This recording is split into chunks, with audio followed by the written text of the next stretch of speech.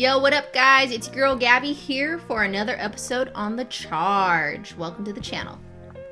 Alrighty, everybody. You heard the lady. Welcome, guys, ladies and gentlemen, boys and girls, to another episode here on The Charge. This is going to be more of a video format. I know that we've lately I've been doing kind of the live streaming, but I just kind of want to do an interview podcast with my girlfriend. If you guys don't know, this is Gabby. She is in the chat most of the time. A lot of the time, making some crazy comments, battling it out with Sean. But even though she is my girlfriend, she is definitely well experienced when it comes to the world of sports. She is a athletic trainer currently. She's also been a D3 athlete as well. She's been a college athlete, so she has a lot of experience when it comes to players dealing with injuries, kind of how the anatomy works, and many other things like that. So do you want to kind of give your backstory? I kind of gave like the cliff notes. Do you want to give the extended version? Yes, absolutely. So I pretty much played softball my whole life. I did dabble with basketball for maybe 5 or 6 years. But pretty much just stuck with softball, played club softball, so played through high school. For college, I actually started at a junior college, played 2 years there, and then I transferred to Chapman University, which is a D3 university, and played my last 2 years of softball there. From there, I continued at Chapman University for my Master's of Athletic Training, and did 2 years there, 2-year program. And we do rotations during the program. So during that time, I did my internships at a high school, a junior college, a NAIA school, and then a D3 school as well, which actually was Chapman. So we did that, and then now I currently work for a hospital that contracts me out to a high school, and will be doing 3 years there, even though this would have been my 3rd year. So I've only been doing athletic training on my own for 2 years, technically, I guess. Yeah. And so you're probably wondering why we brought her on, or kind of like what's the reasoning behind it. But not only did she she wanted to be on here on an episode. I did. More so, I think the reason why I brought her on is because I want to kind of understand the psyche of not only an athlete, but also as an athletic trainer. How do you change an athlete's mindset to where once it was negative about his or her injury, and kind of getting back to that positive mindset? Or when you come from like a gruesome injury or an injury that kind of takes you out for a period of time, how do you get back the mentality? So why don't we start with the first question? So the first question that I have here is more so, when it comes to the injury history of a person, and kind of like the mindset of how an athlete recovers from it, what do you tell an athlete that has come from an injury that costs him or her a period of time away from the sport to kind of get back into a positive mindset? Yeah, that's a great question because it happens quite often. So when I worked in the college setting, I actually had an athlete break his foot. It's called the Lisfranc fracture. So it's kind of it's a midfoot fracture, essentially. So usually when you hear that term, maybe for the NFL, usually it does happen during football games, most likely, or with the sport of football. It's a fracture, a break. Those are all the same thing, by the way, of the midfoot. So I had a senior do that actually during practice, the 2 nights before a game, and it was a bummer because he was pretty much out for the rest of the season. But luckily we actually made playoffs that year, so he did get to catch the end of the season and play a few more games before he was done with football entirely. So it's really hard to keep someone who's so passionate positive about the situation and trying to get them in, because everybody reacts differently with injuries. So sometimes something that took someone a few weeks to recover from, it might take another person almost 2 months to recover from it. So it really depends. Even if you do the same stuff, the results could be different. So just trying to keep them positive, and the small victories are the biggest part, truly. So setting goals every session of physical therapy and saying, hey, this is our goal after this is what we're going to do by the end of this week. The goal is to have you be able to do this. And so it's the slow progression from doing simple exercises to balancing to more of a plyometric, so like jumping back and forth, and then getting slowly back into the their actual sport specific activity. So like I said, every injury is different, so it's kind of hard to tell someone, oh, it's going to take this much time. You kind of give them a time frame, but letting them know things happen. Sometimes re-injury happens as we're progressing, and so we have to take a step back. Yeah, I mean, that's great information to know. Like you said, it definitely depends on the mindset of the athlete. I guess another question to kind of come off of that too, and I think it's something that I think when you're a high schooler, it's a little bit harder to do, and that's the therapy part of it. Oh yeah, definitely. I know that we've talked about it a numerous amount of times, with your athletes and how you deal with them, and also, I also coach as well, so those injuries happen. What's the biggest thing when it comes to like therapy and like doing your exercises to get back into the sport, to the game? Like, maybe you can tell, maybe this could be life lessons for the younger athletes, but maybe explain why doing those injuries are doing those exercises for injuries very important. Yeah, I mean, it's just, I always try to relate it to having a job or anything like that, especially like when trying to, veering from the actual question, but I'll come back to it. If you have coaches that you don't like, well, sometimes you're going to have a job and you're not going to like your boss or maybe some coworkers, but you got to make it work because you got to get the job done, right? Same if you have teammates that you're not too fond of, you still got to work with them. They're still there, so we got to figure out a way to make it work. So... Wait, what was the question? No, so the question was, how important is doing the therapy or kind of the exercises to get back from those injuries? Yeah. And how does it relate to like when it comes to like high schoolers, because maybe some people that are in high school are watching this and they want to make it to the pro leagues or they want to make it to pro sports or even just college sports in general, because it is harder. Each level you go up, how important is like learning those skills of, recovering from those injuries and doing those exercises? How important is it? Yeah, so it's all about the little steps. And like I mentioned before, like those little victories. We're not gonna fix the problem overnight, and that's probably the biggest problem I see with my high school athletes, is that they're very, it feels exactly the same today as it did yesterday. The exercises we did yesterday didn't work. It's like, well, this isn't gonna be a one-time fix. It's just gonna take some time. Even with ankle sprains, we could tape it up, do therapy, and they go into play, but it still bothers them. It's just gonna be a progression back. Gosh, I forgot what the question was again. Why it's important to do your exercises. I mean, that's what's gonna make the area stronger. So like I mentioned, if you sprain your ankle, right? It takes a long time. So for a ligament to fully heal, it usually takes about a year. Now, it obviously depends on how bad the sprain is, and we won't go into that necessarily. But even a small one, it's like, I just tweaked my ankle. It's bothering me for a week, but I could still play. I could just use a brace and stuff like that. For that to fully heal back, usually it takes close to a year or so. Even if you're not still feeling pain after that few weeks, it's still healing, right? So it's always important. We got to support those areas, those joints, those other muscles that are providing that same movement. Because if we don't do anything, there's not going to be anything to support it. You're more likely to hurt it again.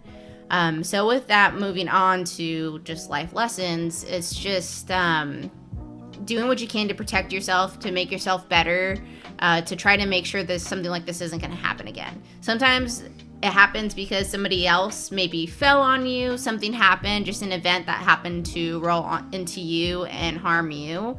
It's okay, how are we going to fix this problem? How can we try to prevent this from happening again? And working on those things. So with an injury, it would be doing those exercises. I hope that answers your question.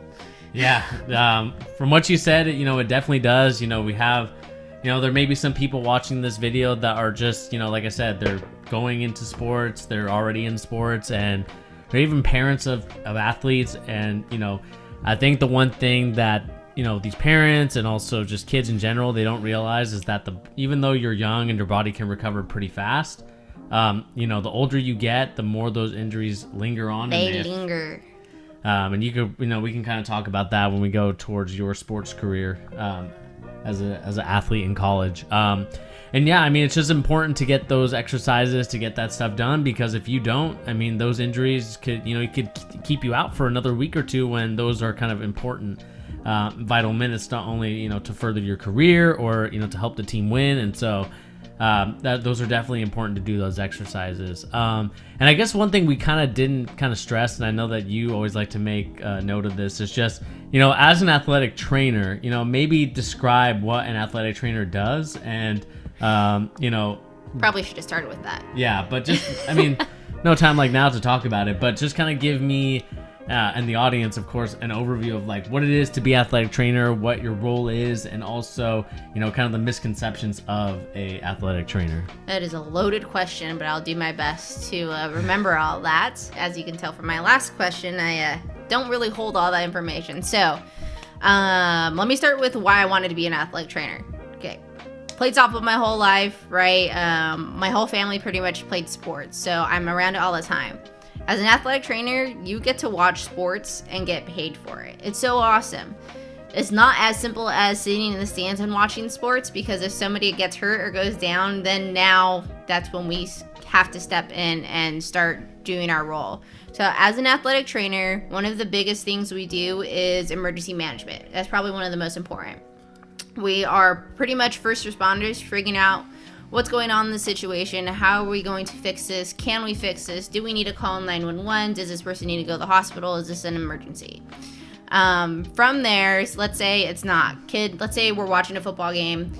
Kid goes down, gets tackled. Somebody rolls up on his ankle. We'll use ankle again. He can't stand up. He can't stand on it. So it's our job to get him off the field and to pretty much evaluate his ankle then and there while the game's still going on. So if another kid gets hurt during that time, I have to leave the other kid and run out there. Okay. But when I come back, we're checking. I'm doing my best to check to see if there is a fracture. Now, obviously, like I said, fracture, breaks, those are all the same thing. It's just same words or different words for the same thing. And so I'm checking for that, and if I don't think that that's there, then we see what they can do and see if we can get him back in the game. If not, then we're icing him up, putting on compression, and then we deal with him the next day pretty much. And so from there, now we bring in the component of our rehab and our exercises. So that's another part of athletic training. So putting together a program, okay, these 2 days we're doing this, and then so on and so forth, trying them to get them back in the game. Our end goal is always to get them back in the game. So we're doing that, and then another component is obviously that admin portion. We have to do paperwork. We have to log all of this. We have to prove that we're doing work. We should be there, and that's a big thing with athletic trainers, because as an athletic trainer, you actually really don't get paid too much. If you're passionate about it, it doesn't really bother you. But it's hard showing your worth, especially working in the secondary school setting, so high schools. There's not a lot of funding for athletic trainers, so they're either not full-time or there's some other type of component to where they can't be there all the time. And yeah, so just basically trying to help the person. We are, what is that term? Jacks of all trades? Yeah. Is that the term? We're jacks of all trades, master of none.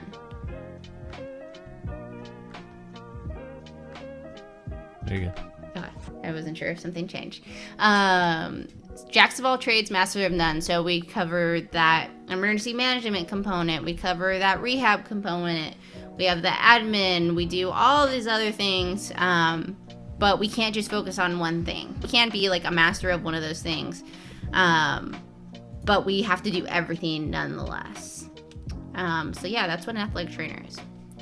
Alrighty, and maybe kind of talk about what's the misconception of athletic trainers. I know that it does bug you. You know, when we first started dating, I remember how much it bugged you. So I've kind of grown accustomed to just I hope so. respecting the athletic training ways. So why don't you talk about that? I'd say the first thing is that we often get called trainers and not athletic trainers. Now, what do you call somebody that is training your dog to do stuff, to learn tricks? What do you call them? A trainer? A trainer, right? So you're putting me and them on the same pedestal. Now, I'm not saying there's anything wrong with dog trainers. You guys are awesome. I think it's a great skill to have. But how do you distinguish those two, right? Same thing with what do you call somebody who helps you work out in the gym? Personal trainer? Personal trainer. Okay, so a trainer as well, right? Or some people just call them trainers. Okay, now what do you call somebody who helps deal with emergency management, rehab, admin, and all these other things?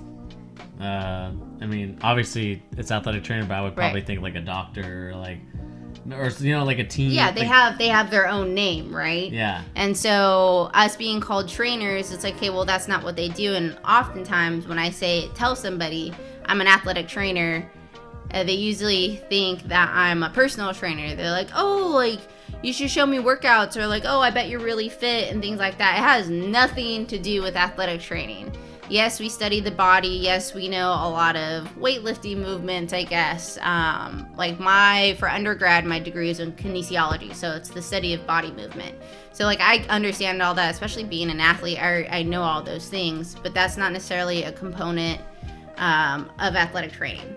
A lot of athletic trainers do have a certification for personal training, oftentimes, but yes, it's not trainer, it's athletic trainer. So if you have an athletic trainer at your school, always call them athletic trainer. Don't yell trainer, trainer, trainer, because that's one of my biggest peeves, at least.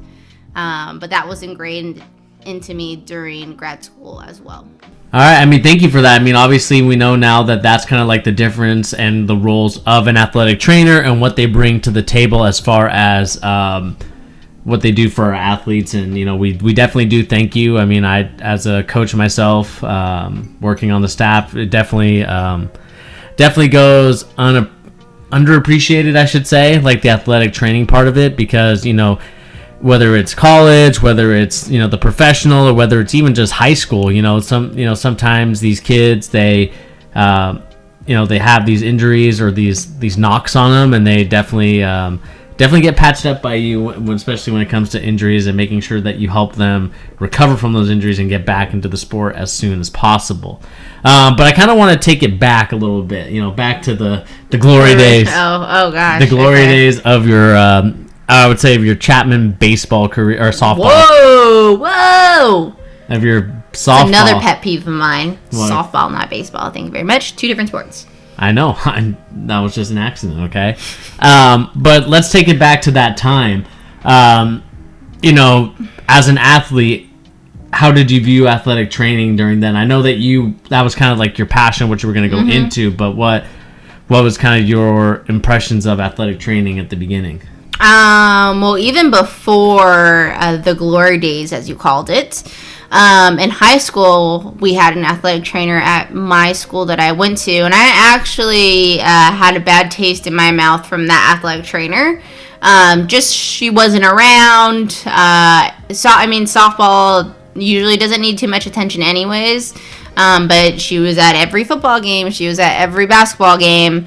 But never would you catch her at a baseball game or a softball game or those other sports that usually don't get much love because they usually don't have too much going on. Obviously, they have to be at those bigger impact sports, but I don't even think I remember her name.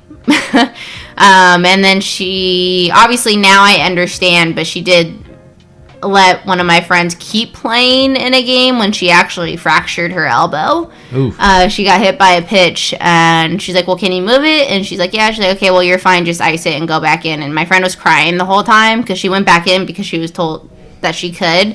Obviously now I realize that could be an easy mistake, but I remember watching her do the eval, and it was very kind of brushed off, like, oh, you just got hit by a ball, you'll be okay. So that's something I always keep in mind when I'm doing athletic training, making sure I'm keeping all my athletes involved in what I'm doing, and make sure that they all know that I'm there for them if anything happens, because sometimes they just need someone to talk to, and I could be that person. But when I got to junior college, that's when I had an athletic trainer who really did. She's my idol. She is who I want to be as I keep progressing through my years of athletic training. But she's very caring, there for everyone, was a great listener, and that was just like, yes, this is what I want to do, this is what I want to be. And so I used her as an example, and I was very blessed with great athletic trainers throughout my college softball experience. Because from there I went to Chapman, and that head athletic trainer there, she was amazing. I even did observation hours with her, and it was a great time. And they're great people and know exactly what they're doing. Yeah, did that answer that question? Yeah, and I guess maybe now, so that we're kind of in that sort of mindset, or looking back in the time machine, as we call it here. As an athlete, what was kind of your mindset going into games, whether you were kind of hurt or you had like a little bit of an injury or you were coming back from an injury? Talk about your mindset. That's definitely hard, because the last thing you want to do is let your team down. I'm big about being a team player. One of my injuries was a quad strain at my junior college. One did happen at Chapman too, but let's talk about the junior college one first. I was fighting for a starting position against this girl who was just an amazing softball player. Pretty much didn't even have to try. She was just a great softball player. And so I had to work my butt off. And then I went to run and dive for a ball, and I dove, or I slid actually, and my leg got pulled back, and I actually strained my quad pretty good from that, and I pretty much lost my starting position that I thought I had in the bag. And so obviously letting myself down and feeling like, great, now I'm never going to get this chance. I'm going to be left back here, and I have to make my way all the way back up and catch up to where everybody else is at. So being hurt is definitely hard in that way. But I then became a team player, as in if we needed somebody to pinch hit, I was that person. We needed somebody to pinch run, I was that person. So even though my time in there was quick, I knew that I was vital to our operation because they're choosing me to go in. And so I knew I still had to work hard to get better so I could be that person that they could count on. Yeah, I mean, you definitely bring up a great point when it comes to injuries and kind of the mindset of an athlete. Like, although there's a lot of team player aspect to it, you want to be a big part of that team. Yeah. Reason why you want to win. And I think that I 100% agree with you. I mean, even as a coach, seeing that, even as low as like the C team level basketball that I coached back, a couple years back, you just saw that kind of like the willingness of people to come back and progress and become better athletes, but also better people. And at sports, at the end of the day, whether you're in high school, college, professional, it's all I would say it's all competition, and it's also, I would say, a business in the sense of, you want to be the best, you want to help your team win, and if, as much as you love to, come off the bench and, contribute to the team, I know a lot of people, and including myself, and I think a lot of people would enjoy that sort of drive to want to be the best and to actually be in the starting spot. Oh, for sure. And so that's kind of an interesting perspective in terms of, your college, because, we don't, I don't think I've really asked you that much about it, other than kind of doing this podcast. I mean, there's some questions, but. Yeah, I mean, I'm not old, but it was a while ago, and so much has happened since then, and it's sports playing. I wasn't going to play college softball. I was going to go to another university and just start studying athletic training. But the junior college coach came to mine and my best friend's high school game, and she actually recruited both of us to go play with her. And that's the only reason why I still played softball, and obviously changed kind of my route of where I was going to go. But definitely a game changer for me. playing college softball because it wasn't something that was supposed to happen. I was already set on, all right, these are going to be my last few games of softball and sports. I'm not going to be an athlete after this.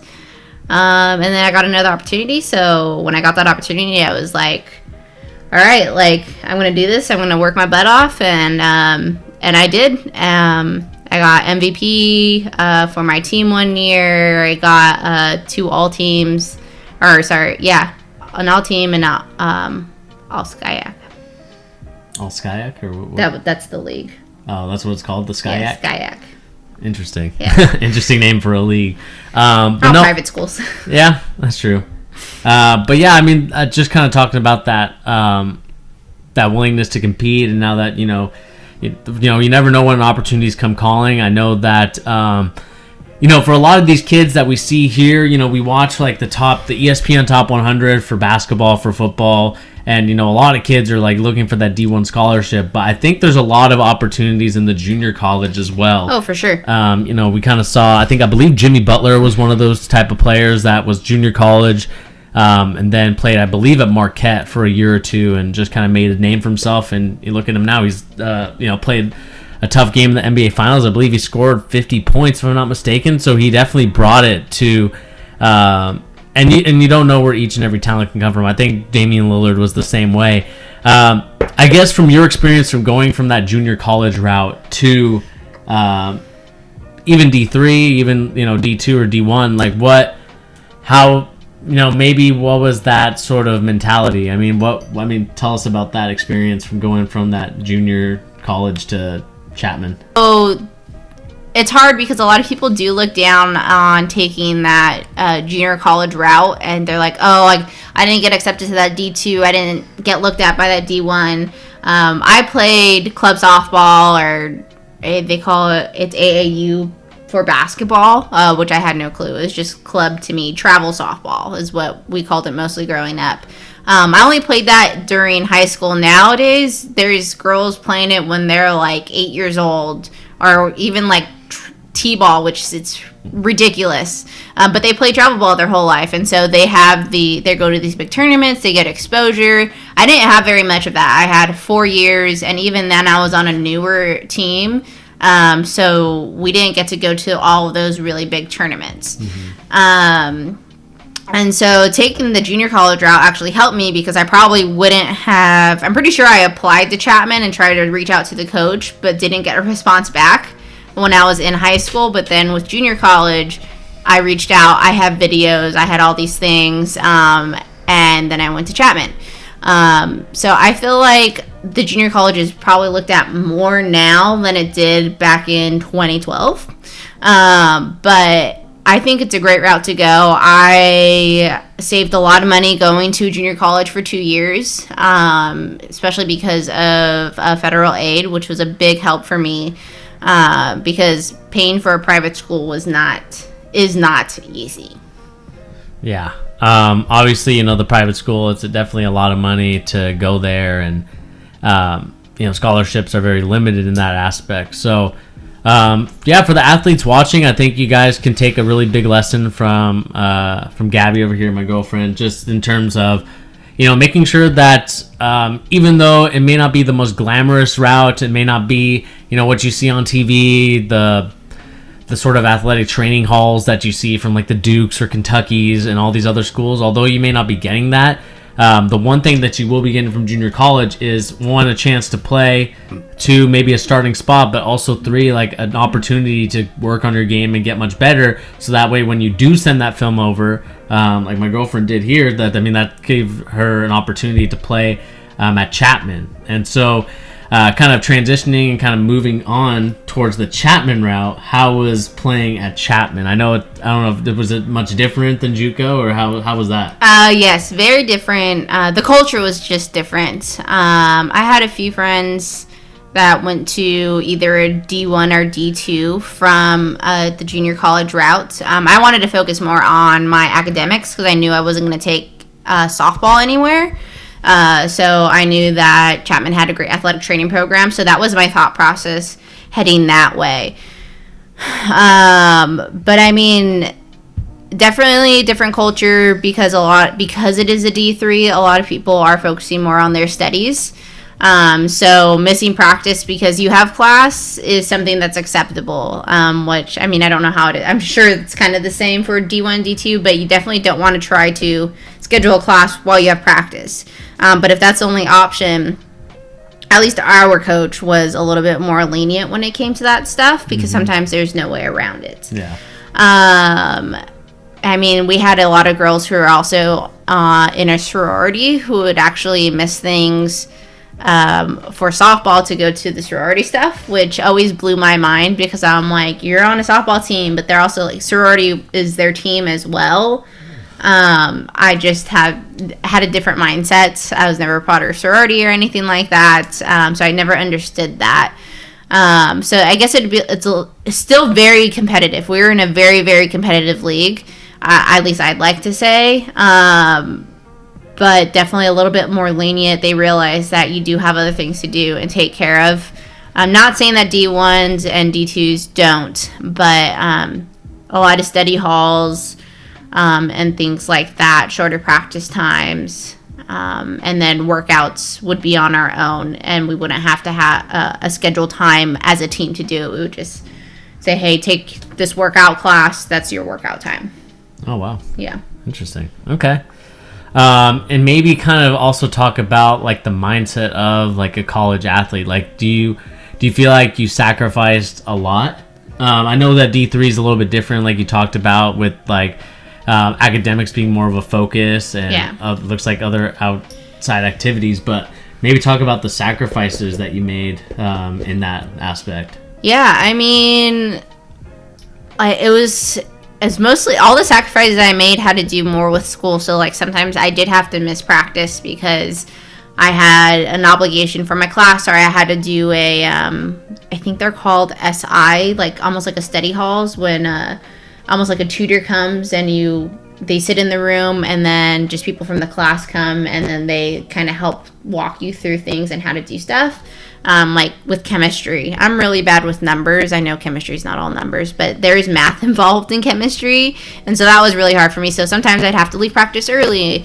So I was actually, it's kind of funny, I felt like I was sacrificing softball, which tore me up because I wanted to be out in the softball field. I wanted to be doing stuff, but then I'd make that extra time to like, hey, like at 9 o'clock after this class, I'm going to go to the batting cages because we had indoor batting cages.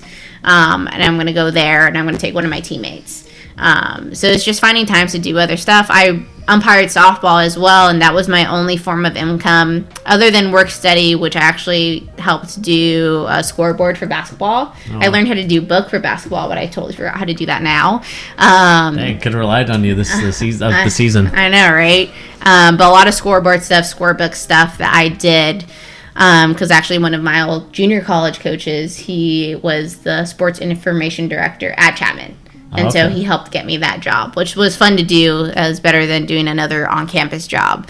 But my only other source of income was umpiring. And so sometimes I'd have to leave practice early because I had to work. I had to pay my rent somehow because I was living away from home. Those were, if I was sacrificing something, I was actually ended up sacrificing softball, but I was trying to find a way, okay, how can I still put in the work? How can I still be a team leader? Even though I'm missing these practices. So just showing them I'm willing to be committed to you guys by finding another time to fill in and do this work that I wasn't able to do with you guys. Okay. I mean, that seems like a mouthful. I know you're breathing heavy. But yeah, that's definitely a thing that if you guys are D-League, if you were D3 athletes and that's kind of the route that you guys are going down, or even D2, or even junior college, I mean, you see kind of like the work and dedication it takes. Maybe the other question too is maybe the distractions. Like, how did there's a lot of distractions when it comes to college. How did you kind of manage the distractions versus practice and, getting your softball skills up? You make it work. My friends that weren't playing softball anymore, going to concerts, going out, hanging out, major FOMO. I had FOMO all the time. I didn't know anyone at Chapman when I went there. So it was hard for me to make that transition of going to knowing all these people at my junior college and then going to a school where I literally know no one. And softball is a spring sport, so I don't get to do all of these team activities until January, because that's when we start our team workouts and practices. So basically those first 4 months, I'm just like, I don't know anyone. This sucks. But it's just you make it work with the distractions. I like to go hang out with my friends because I didn't really have any at Chapman, especially when I first started. So you find time to work, you find time to put in your work for your sport, you find that personal time, and then there's all those other things if you have them. But if you really want something, you make it work. So I definitely prioritize softball, but I definitely got in my friend times, hanging out, and then still getting my schoolwork done, passing all my classes with A or a B. So you make it, if you really want something, you make it work. Exactly. I mean, that's kind of the mentality and the mindset that it takes to become an athlete, whether, like I said, whether you're D3, whether you're D2, D1, JUCO, it doesn't really matter. I mean, it's all about the mindset that you take with it and how far you want to go. You know, some people, they want to stop short. It's kind of what I talk about, like when it comes to NBA players. Some players enjoy the perks of the NBA and what comes with it. I mean, it's the same thing with athletes, I feel like, at times. And it's really like what you want to make out of that time and what you work for. And so, I mean, I'm trying to think if there's any. I mean, the other question I had too about kind of just the mindset. So, you know, Klay Thompson recently got hurt, re-aggravated another injury, tore his ACL on one leg and then tore his Achilles on the other leg. Oh, no way. I didn't even know that. That was just recently? Yeah. So he's not going to be, or it's not recently, it was about a couple weeks ago. So he's out again. Maybe talk about like what can you expect from someone that just came back from injury and then just got another one? Like, what's that sort of? It's actually pretty common. Yeah. Especially with big injuries like that. You don't see it a lot in, I'd say, probably professional. Because these professional, that's their job. So they're working night and day to get this better. They're doing workouts and stuff. But a lot of times you hurt one side, and so you rely more on the other side of your body, because when you start going full, you're like, I don't want this to happen again. So you're favoring your other side. So it's putting a lot of pressure on the other side. And you're likely to cause an injury on the opposite side. So it sounds like that's exactly kind of what happened. So that mindset that comes after that second big injury, it's going to take, I mean, the Achilles would probably be, do you know if it was a full tear or partial tear? Or I haven't really heard much of it, but I'm assuming. Is he getting surgery? Yeah. Yeah, so it'll probably be 6 to 9 months or so, likely. And ACL, he was out for 9 months?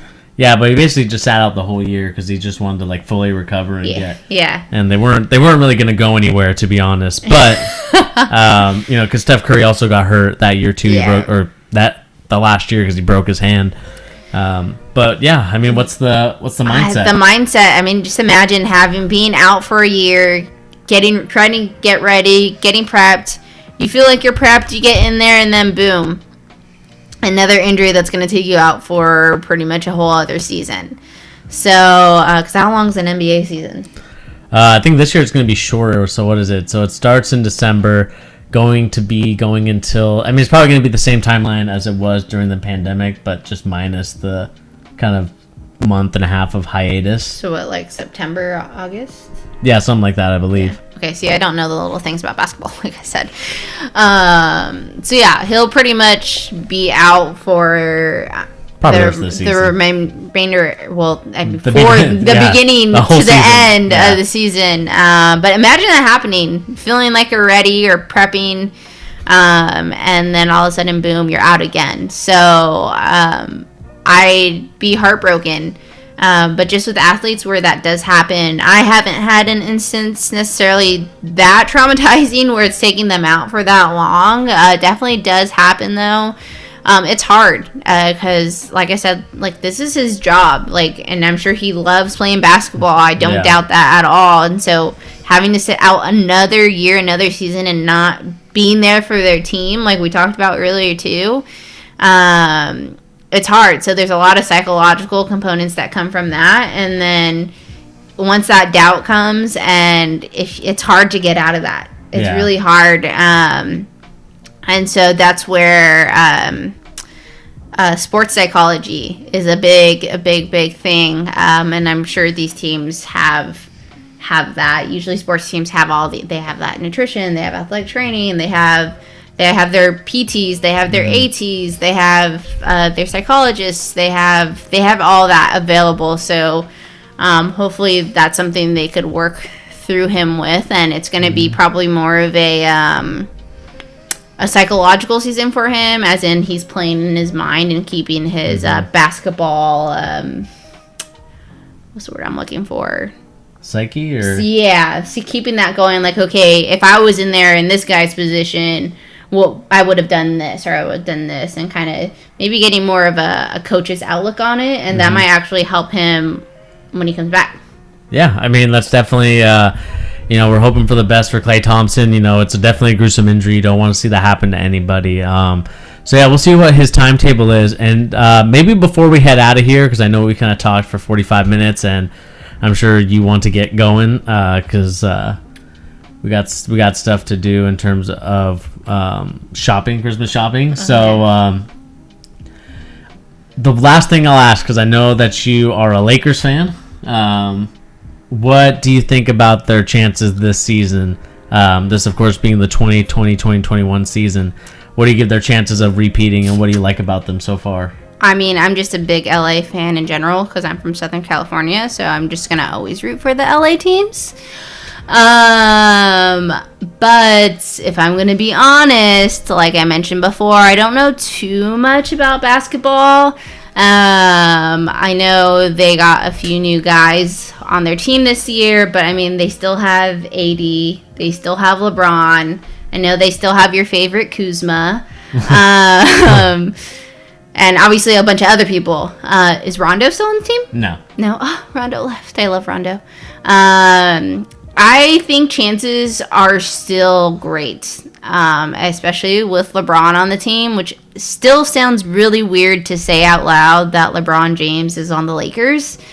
But I say definitely playoff bound again, for sure. And I think we'll at least be in the Final Four.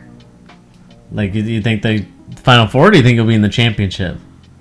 I don't know, because I don't know any other teams. So if I knew the other teams better, I feel like I could be a little bit more confident, be like, oh yeah, Lakers are going to the championship again, right? But like, I don't like to put other people down. I'm a very positive person, but I want the Lakers to win, of course. Who doesn't? So I mean, just give me an honest answer here. Are the Lakers winning a championship this year? Yes or no? Yes. All righty, you heard it here first. 2-time.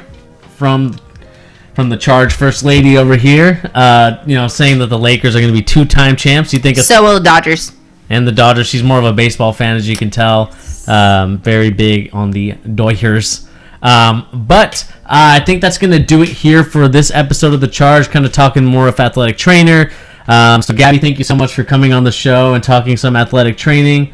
Do you have anything to say before we sign out of here? No, I just kind of want to reiterate points, I guess, though. Just remembering that if you're younger, you're still in high school, just work hard. Be open to learning new things. That's definitely the hardest part. Be open to learning new things. If you have an athletic trainer, just go with it. I know sometimes they sound crazy. There's a method behind their madness. Especially at a high school, we're working with all sports, and it's not like a college where you have one athletic trainer per sport. So be patient with them, be consistent. That's definitely the best thing that you'll have, whether that's with your sports, whether that's with your athletic trainer and doing your exercises. In school, you can't get anywhere if you don't have those grades. It's really, really hard unless you have the money as well. It's really hard to get places without the grades. So just being consistent in the classroom as well. And then once you get into college, just having your goals, setting your goals, your short term to help you get to your long term, and hopefully you get to where you want. So remember, SMART goals. SMART goals. You can Google that. I won't go over what it all means because it's the end of the podcast. Alrighty, guys. You heard the first lady of the charge. Gabby, again, thank you so much for joining me here. Thank you for having me, finally. Finally. You'll catch me in the comment section, though. Alrighty. But thank you guys once again for joining me here on The Charge. Of course, this isn't a basketball news and rumors, but this is, of course, talking sports. So this is just a little bit something different. I'll probably be doing kind of similar interviews with different athletes. I'll probably have another athlete on here probably a little bit later, but these are going to be kind of sparingly videos. But like I said, thank you, Gabby, so much for joining me here. Again, guys, we are about less than 300 subscribers away from the magic 1,000. So hit that subscribe button. Also remember to hit that like button. Where is it going to be? Up here? No, I think... Yeah, down here? No, I'm not going to put one in here. Yeah. Okay. That's okay. But anyway, guys, like I said, hit that like button, hit that subscribe button if you're new to the channel. Again, the more likes we get, the more... notoriety and more exposure we get, and the more that YouTube wants to recommend videos like ours to other people who enjoy similar content. But anyway, guys, like I said, my name is Bernie, and we'll catch you on the next episode. Peace.